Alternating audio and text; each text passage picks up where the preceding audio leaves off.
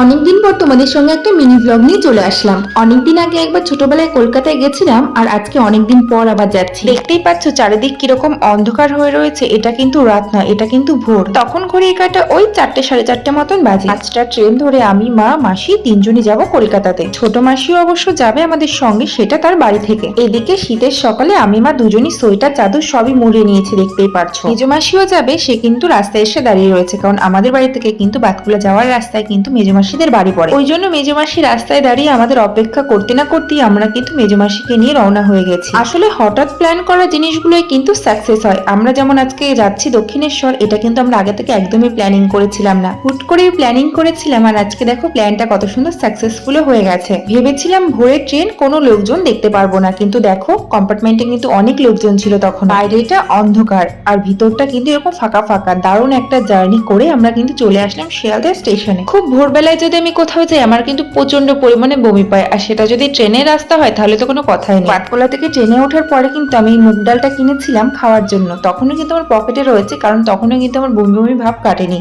আর কথা বলতে বলতে দেখতেই পারছো চলে এসেছি দক্ষিণেশ্বর। আমার ছোট মাসি বাড়ি থেকে যেহেতু দক্ষিণেশ্বর খুব একটা বেশি দূরে নয়, ওই জন্য কিন্তু মাসি আমাদের আগেই পৌঁছে গেছিল। যে যাই বলুক, ভোরের জার্নিটা কিন্তু সারাদিনের জার্নির থেকে সবচাইতে বেস্ট একটা জার্নি। যেহেতু অনেক সকালবেলা এসেছিলাম, সোয়েটার গুলো কিন্তু পরে এসেছিলাম, কিন্তু একটু গায়ে রোদ পড়ায় কিন্তু সব খুলে ব্যাগের মধ্যে নিয়ে নিয়েছি। তারপর আর কি কথা বলতে বলতে দক্ষিণেশ্বর স্টেশন থেকে বেরিয়ে কিন্তু আমরা চলে গেছিলাম সোজা দক্ষিণেশ্বর মায়ের মন্দিরে। তার আগে দেখে নাও এখানে লোকমাতা রানী রাসমণি দেবীর কত সুন্দর একটা পেন্টিং রয়েছে এখানে। ওই সোজা স্টেশন থেকে বেরিয়ে কিন্তু আমরা মন্দিরের সামনে চলে এসেছি। আর দেখো গঙ্গাটা কি অপূর্ব লাগছে, তাই না? তোমরা যারা দক্ষিণেশ্বরে এসেছো তারা তো জানোই যে দক্ষিণেশ্বর মন্দিরের বাইরে এত সুন্দর একটা গঙ্গা রয়েছে। আর এখানে কিন্তু গঙ্গা স্নান করার পরেই বেশিরভাগ লোক কিন্তু মায়ের পুজো করে। আমরা সবাই কিন্তু বাড়ি থেকে স্নান করে গেছিলাম, ওই জন্য কিন্তু এখানে গিয়ে আর গঙ্গা স্নান করিনি। আমরা অন্য একদিন অবশ্যই এসে গঙ্গা স্নান করে মায়ের পুজো করব। আর এখানে দেখো আমার মা মাসিকে দুজনকে কেমন লাগছে। আর কিন্তু হ্যাঁ, আজকে কিন্তু ফার্স্ট টাইম মা কোথাও চুড়িদার পরে আসলো। মোট কথা নিজের কাছের মানুষকে নিয়ে ভালো থাকাটাই কিন্তু ইম্পর্টেন্ট। এখানে দেখো